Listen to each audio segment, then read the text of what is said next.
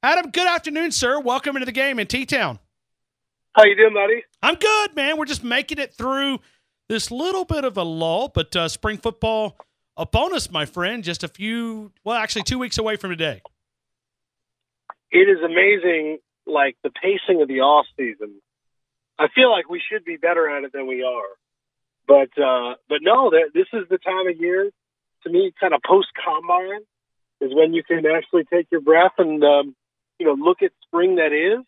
And certainly in your neck of the woods, like, this is always a time to me where you should be overly optimistic about your team, whether you're a Kansas fan or you're an Alabama fan. But in particular now, in your neck of the woods, this is important. And not only is it important, but it's going to be more of a circus than usual, given what transpired. And I think, again, as a fan or even someone just covering it, probably mostly from afar, that's going to be a great deal of fun. I want to ask you, where does the Jalen Hurts Tua Tagovailoa quarterback competition rank on the national scale for you, who covers it from the national perspective, obviously with BleacherReport.com? I think it's the biggest and most interesting storyline in the country. Wow. I really do, and I don't necessarily, I think this is an ideal situation for Nick Saban, because he can use this as ammunition throughout the spring. By the way, by the time fall camp comes around and he's asked a million times who's his starting quarterback, of course, local beat guys won't do that because they know better. But he'll still be asked it nationally. He'll probably be ready to jump out of his skin, and I can't blame him. But it's such a story, and it's not necessarily the competition itself, which is huge, but it's also just the existence of this true freshman, soon-to-be sophomore, that just took over college football. And how does he follow that up? Honestly, I look at a couple of storylines that jump out, and I know it's early, but you sort of pick up right where you left off in a lot of ways. And you look at Alabama, I look at Clemson, look at all the pieces that decided to come back and buck those NFL offers. Christian Wilkins was probably a top 10 pick. He's back now. I think the sport, people may be sick at Alabama, Clemson. I'm not. And I think you're going to get a healthy dosage of that this spring. 57 days ago, Alabama won the national title. Obviously, with what Tua was able to do in that second half, and then what Jalen was able to do to get that team in position to be competing for a championship, it's like you could make the argument. If you're an attorney standing in front of the judge, you could make a case for neither one of them taking away that responsibility of being the starter at Alabama. You could lay out the case for both of these guys. You absolutely could. And I think it'll be there's more friction and more fascination probably externally than there is internally. That makes sense. I mean, you know that program better Absolutely, than I. Yes. It seems like a genuine. It seems genuine. Like there's a brotherhood there. I mean, I think Jalen Hurts picked up a lot of fans for life when he was able to not just gather himself after the national title game, but what a human being, man. Like, that was a cool moment for me. Of all the things that I'll be thinking about in the title game, like, that's one of them. That's so rare when a then backup quarterback would be part of the story. But that's how awkward, how he diffused what could have been a really, really interesting night. They're unique. They're different. They have some unique skill sets. It's funny. I know people think now, well, Tua has to be the guy, and I think that's probably hard to argue with. But Jalen is a really talented player in a lot of different ways, and can do a lot of really unique things for you. So ultimately, my curiosity is, how could you involve both guys potentially? And I think they could do that. At the same time, I'll go back a few years, and I covered it. I was pretty close to home.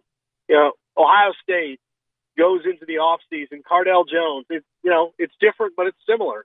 Comes in, leads Ohio State to a national title. It was a historic performance for a third-string quarterback.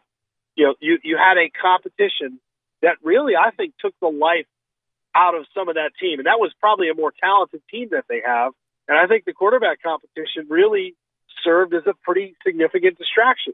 Alabama needs to find a way to avoid that. Honestly, if I'm Nick Saban, I'll give Urban Meyer a call, because he saw firsthand what that can do. Now, the difference is with the two teams, outside of quarterback, that was an experienced Ohio State team. This is going to be an experienced Alabama team. In some ways, I think it's going to be a really, really young, gifted, hungry roster in many others.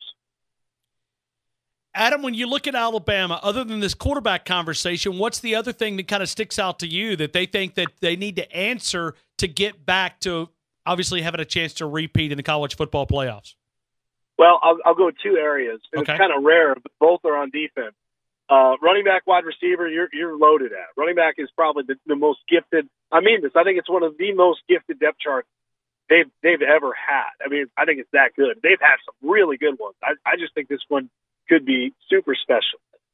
Defensive line, because they've just lost so much, not just this year, but the last 2 years, and you've had guys fill in so well.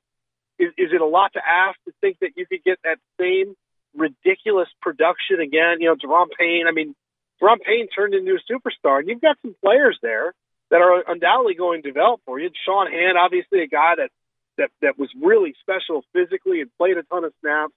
So you've got to replace a lot. Then obviously the secondary, and that's the big one. I mean, you lose a player like Minka, who is more or less a center fielder, who you can basically put anywhere. I think that's going to have a dramatic impact on what you do. But not just him. I mean, you got other corners. You got walk-on corners running sub-4 440s at the combine for you. Multiple corners running sub-4 440s at the combine for you. So you lose a lot of depth there. Obviously, you help to go to the JUCO market and succeed there with Savion the way that you guys did. But those two kind of feed off each other, don't they? If your defensive line can't get pressure, your corners could struggle. And so at some point, I think one of those groups is going to have to pick up the other. It'd be interesting to see what it is. The question, that we talked about all last year was linebacker. I don't really have any questions about them at that position. If they're healthy, they're going to be loaded. It will be a lot of fun at linebackers. And it's a lot of young and unproven talent. And some of it's proven, but it's kind of inexperienced. You want to know not how you play 15, 20 reps, but how do you play 40, 50, 60 reps? Yep. Can we still count on you to be the guy that you were playing 15 or 20 reps when you were trying to grab the coach's attention? It's a great point. And leadership, if you think about the players they've had on really good teams, the leadership they've gotten at that position, not just 6'4", 245-pound men that can fly all over the field, but guys who tend to be kind of the staple of that team. So I think there is a lot to prove, and that you and I both know, though. I mean, why can't Dylan Moses become that guy? I mean, he's already physically that guy. He's already physically probably one of the most special players they've ever had right now. I mean, right now, he is that mold. I think he'll grow into that. But, and in truth, too, I think Nick Saban loves that. I think he loves when he's got a team like this. And you'd ask a lot of coaches, there's something scary about it because it's new, but also, man, you can groom guys to eventually become those players. And so to have a hungry team like that versus, say, a complacent team that's really good, of course you like talent, but I think there's part of it with these coaches. They love to see what they got. And I think they've got enough pieces at linebacker. They're going to have plenty. All right, Adam, I want your gut reaction, okay? I want to hear the first thing that goes through your mind. You ready? Yep. Butch Jones coming to Tuscaloosa to join Nick Saban's staff.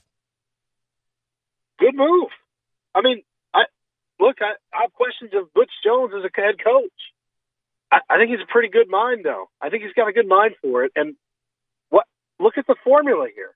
Your land of misfit coaches has worked out pretty well, hasn't it? You sit him in a room and let him watch film.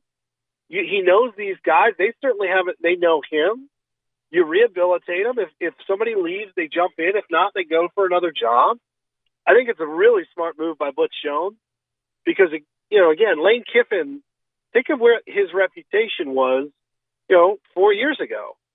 It was broken. This is the guy that was out of football. This was the last stop. And now he's, where's he going to end up next? I mean, I think it's a really smart decision. And I know it'll be one that generates a lot of interest, publicly, because you hear those two names attached. And he's kind of it's a joke at this point, given the the way that things shaped out, and the way he kind of was constantly had his foot in his mouth, we don't have to worry about that here. He doesn't have to talk. He can just kind of go to the chalkboard and do what he does. So this is a low-risk, potentially high-reward move. And again, it's a situation where Alabama, because of their resources and because of who they are, gets a pretty good mind at a really good time. Adam, you and I have spent hours talking about Alabama and the beast that they are, physically, mentally, makeup. This week at the NFL Combine, 14 players from the University of Alabama went through the NFL Combine with all these numbers, but one number really jumps out to me. 6'2", 311 pounds, Deron Payne runs a 4.95 40-yard dash at 311 pounds. That is insane. I mean, they've had some freaks now. They've had a lot of them. I mean, they produce them. This class is just freak. I mean, you throw a Bo in this class who's kind of in a stable all by himself, freak-wise. I mean, but to be that size. Now, we saw him run in the open field, though. We saw that he's got moves. So, I mean, the times and the measurables are absolutely nuts. I think what's even crazier with him is, I mean, he was not an afterthought at the start of the year, and really toward the end of the year, people knew he was a really good player. I mean, he may play himself into like the top 10. I'm not a draft nut here, but what true interior defensive lineman are you looking at saying, you know, he might be better than this guy? So I love that. I love when guys kind of bet on themselves. And man, with all that he did in the postseason, cash in a huge way, and then obviously at the size he is, it puts in a tremendous combine, and there you have it. That's how you make yourself millions of dollars. That is, if Nick Saban, and goodness, he sells this message every day to kids, that's who I'm selling. As much as Minka, you know, you're going to make probably top 5, top 6 money. That's great. But Deron Payne, man, that's the process playing out in real time. Being physically gifted, coming in, you know, evolving into something special, working for it, and then capitalizing on your moment. That's pretty cool. What do you think about this kickoff rule that we would give them the 25 and all these fair catches inside the 25 to give them the 25-yard line, and a fair catch inside their own 25 would put the ball at the 25? You know, I think we're seeing what's happening to kickoffs, right? Like, I mean, are kickoffs going to exist, you know, 10 years from now? I mean, what do you think? I don't know. I think they're trying different things. I don't mind it because it is. I think it's the most dangerous play in football. I think it's one of the most exciting plays in football, especially with college kicking being a guess much of the time. But I don't mind when they play around with these things. I'm not necessarily one to be like tied to these traditional things, like, oh, you're taking our sport away. I get it. But this play in general, as we try to keep the sport, you know, healthy and thriving, is a play where people can really get hurt. And the optics are bad. The results could be dangerous. I think ultimately, I like that they're experimenting. It may not be the most watchable thing, certainly, but I at least get why they're doing it. The intentions are pure in this.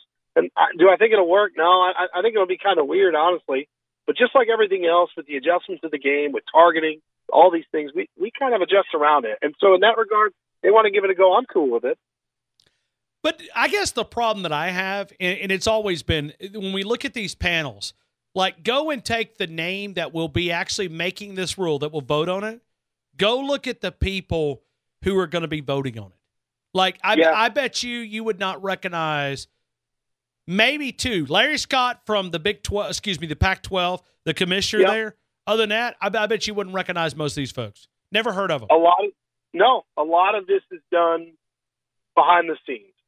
And I do know, having had conversations with Steve Shaw, the SEC, and I admire the stance that college football has taken as a whole on this stuff, where they are doing quite a bit to try and make it safer. I think people have kind of grown to accept targeting. Of all the rule changes I would love to see, and I know this is kind of a hybrid of the question originally, but I think there would be a way to segment targeting into, you know, flagrant, non-flagrant fouls with different punishments. So I get at least the mentality of what they're trying. But, yeah, in terms of putting name behind it or putting a reputation behind it. You won't get that. I mean, these are rules that are done very much out of sight. They put them out there just like this to gauge feedback. Most of them don't pass. Some of them do, but a lot of this is funneled out there just to see how we'll react. And goodness, with a lot of this stuff, it's overwhelmingly negative, usually, at least at first. I know you're a football guy, but let me ask you, with these latest scandals in the NCAA, does this grab your attention from just being a college sports fan in general when you see all these scandals involving college athletes and coaches and all these different things that are happening right now with the FBI and NCAA involved? Well, two things. First, I think it's wildly entertaining. And I say that because in the last 10 years, we felt what real scandals are. Penn State and Baylor are like the most horrific imaginable thing. We've got some things at Michigan State right now and elsewhere too, mind you, that are bigger than the sports themselves, that are human beings and truly awful things. So when we get a good old fashioned like college scandal of players being paid and coaches wiretaps, like I'm all in, man. I'm all in. And look, there's potential jail time involved here, which is just strange to me. And it could get serious real quick. In fact, it feels like it is already. But in terms of like my scandal thermometer, these are the kind of things that I like. And of course, I can't help but state the obvious here. If you're a college football coach, you're not happy about this. Like, basketball is not the only one that is getting a taste of this, and obviously you know that well too. I would imagine there was a lot of closed-door, cell phone off conversations between staff and boosters and everybody else over the last few months to figure out if they have their ducks in a row. That, of course, is important. The other thing's important. Always pay cash. You always pay cash. You always let somebody do your business for you. I think you'll be okay. Yeah, Adam, we're actually voting down here tomorrow to dissolve the basketball program, tear down the Coliseum, and build a new football parking lot for the football players. That's what we're voting on tomorrow. Oh, man, it has been rough. I know. And this was supposed to be not the year, but a year, right? I mean, Alabama basketball better than I do. Sure. Expectations. We're picked 4 in the league, and we finished 9th. Yeah, and you got like a top 5 pick most likely, too, which is not great. But that's all right. I mean, I know how your show runs. You and I have talked about it. If the basketball team's good, that's fine for you. But the football team, I think they'll be okay still. Adam Kramer, what you working on, man? Anything new? Anything you got going in your sleeve in the coming days? Yeah, man. Now I'm finally. It's kind of interesting. After signing day, I took a couple weeks off and did a little traveling, relaxed a little bit, and now all of a sudden, I actually really enjoy this time of year because it's when the ideas start to blossom. Sure. And you start setting yourself up for stories for the upcoming spring and the upcoming fall. So for me, this is always a really great time to sit back and look at kind of the sport as a whole. So yeah, we're getting going, man. First traveling is going to happen here in the next week or so, and then we'll start writing again.